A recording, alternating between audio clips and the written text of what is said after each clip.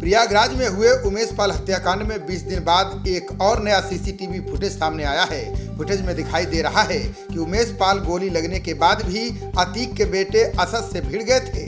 इसके बाद असद गिर जाता है, वहीं एक लड़की भी भाग कर आती है, लेकिन फायरिंग देखकर वो भाग जाती है। उमेश पाल हत्याकांड में रोज नए खुलासे हो रहे हैं। इसी बीच इस मामले से जुड़ा एक नया वीडियो सामने आया है।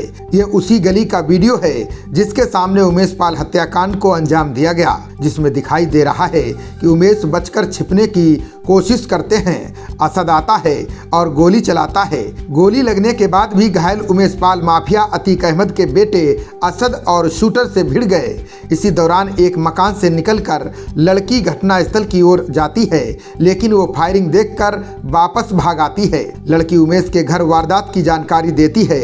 इसी बीच गोली लगने के बाद भी उमेश गली में बने एक मकान में घुसने की कोशिश करते हैं। सीसीटीवी फुटेज में शूटर असद अपनी पिस्टल को खोंचते हुए दिखाई दे रहा है। इसके कुछ सेकंड बाद गोली लगने से जख्मी गनर राघवेंद्र भी गली में भागता दिखाई दे रहा है। पीछे से गुड्डू मुस्लिम उस पर बम फेंक देता है, जिससे वो गंभीर रूप से घायल हो जाता है। बता दें कि 24 फरवरी को पूर्व विधायक राजू पाल हत्याकांड के गवाह उमेश पाल की दिन दहाड़े गोली मारकर हत्या कर दी गई थी। इस घटना में 2 सरकारी गनर भी मारे गए थे। इसी बीच नई जानकारी सामने आई है कि उमेश पाल हत्याकांड में एक नहीं 2 महिलाओं का बड़ा रोल था।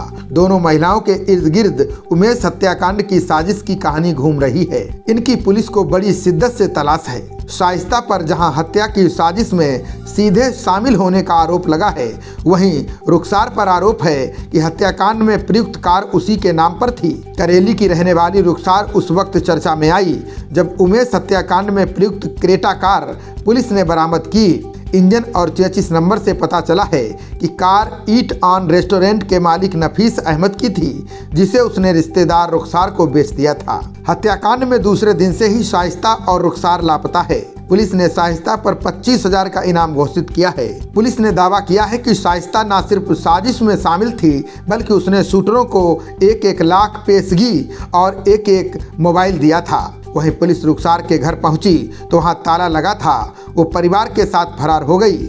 इसके बाद उसके करीबी नफीस को पकड़ लिया गया। नफीस की पूछताछ के आधार पर रुखसार की तलाश में छापे मारे गए। मोबाइल नंबर की CDR के आधार पर लोगों से पूछताछ हुई, लेकिन रुखसार का रहस्य आज भी बरकरार है।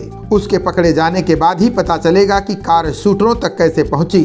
नफीस की घटना में संलिप्तता या बेगुनाही रुखसार के बयान पर निर्भर करेगा। खबरों का सिलसिला जारी रहेगा। देखते रहिए जनप्रवाद। नमस्कार।